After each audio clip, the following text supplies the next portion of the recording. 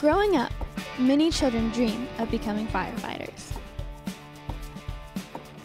I love firefighters and I want to be one. They may drive around in a fire truck, put out pretend fires, or run to the scene of a fire to make sure everyone is okay. Some children wonder if they will ever get the chance to put the gear on and button it up for real. But for one man, that dream is now his reality. I've been a firefighter for 26 years, and when I was in high school, I played sports, and I went to college to play football, and when I got to college, I had no idea what I wanted to do, and somewhere along the line through my years of college, I decided I wanted to do something that got the adrenaline flowing like sports, and the obvious thing that came to mind was either be a policeman or a fireman. And while I was in college, I applied at several police departments and a few fire departments, and eventually I was made it to the eligibility employment list for the Marion County Sheriff's Department. So I would have eventually ended up being a Marion County Sheriff's Deputy, but along the line, while I was waiting on that, this opening at Washington Township came up, and I got this job, and that was the greatest thing that ever happened to me.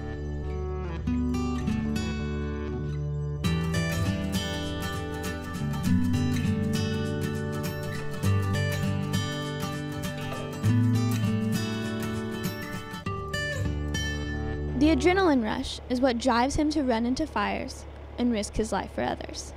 Actually, crazy as it sounds, I love to do it. Like I said, I played sports in high school and college, and sports is a lot about adrenaline flow, and to me, this kind of replaces that.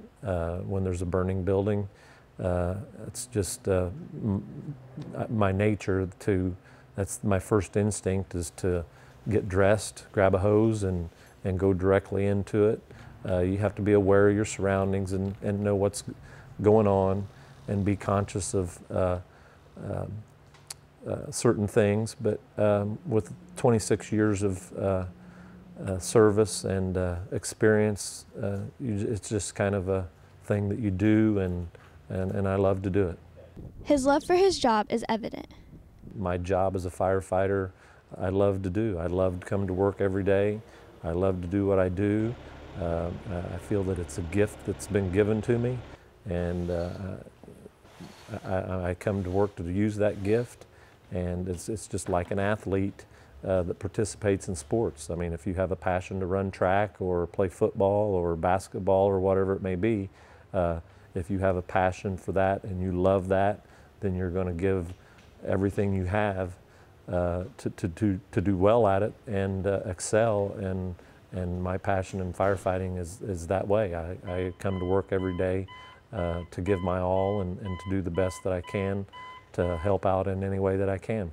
He's always wanted to be a fireman. I remember him telling me stories when he was a little boy. He lived across the street from the city fire station, and he would go over there and slide down the pole, and even from a young age, he's always wanted to do that. So he definitely has a passion for that. I'd say my dad's very passionate about his job. He loves what he does, and he's not someone that hates their job and wakes up every morning regretting it. I mean, you can tell just by the way he talks about it and his enthusiasm that he has passion for what he does, and I don't think he'd want to do anything else. Lake uses his passion of firefighting to help teach younger children about fire safety.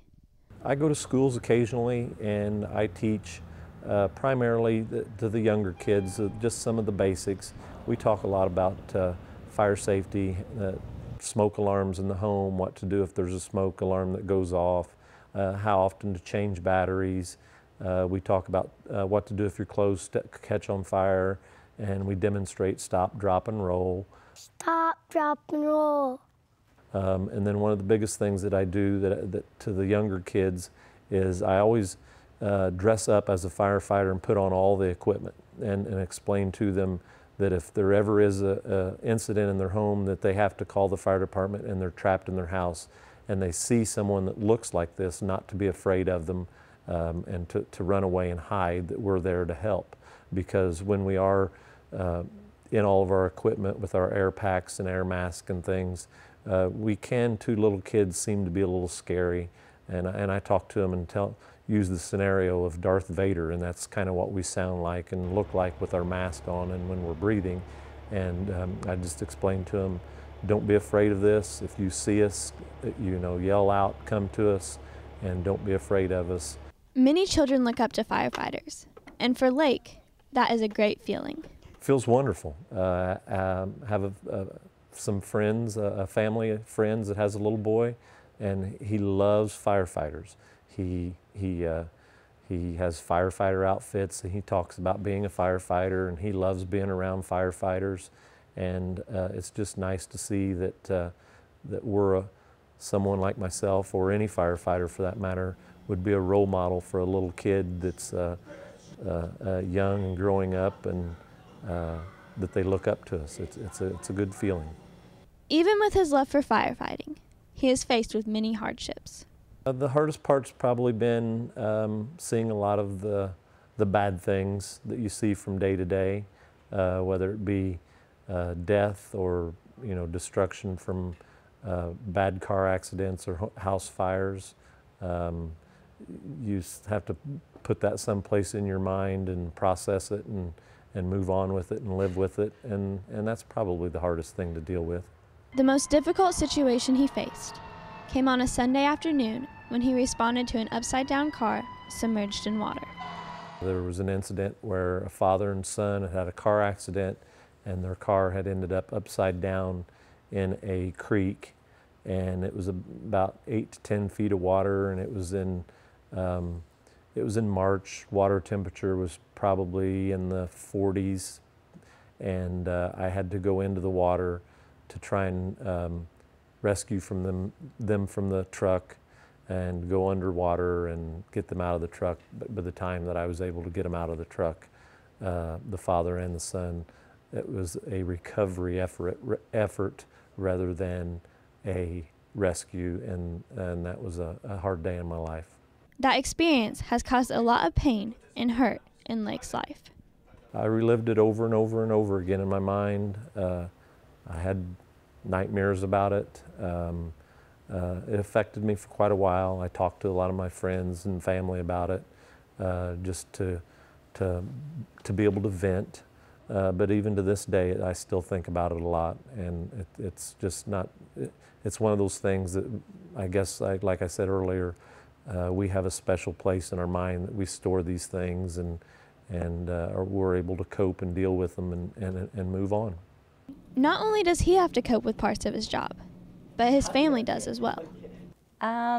Initially, when the kids were little, it was a lot more difficult, but that's all they've ever known. So sometimes the scheduling, holidays, birthdays, Christmas, you never knew whether he was going to be there or not. That is sometimes more difficult. But as they get older, it's easier, and you can adjust your activities to the days he's off. But I mean, it's all the kids have ever known. That's all we've ever known. But it was just a little more cumbersome when they were young.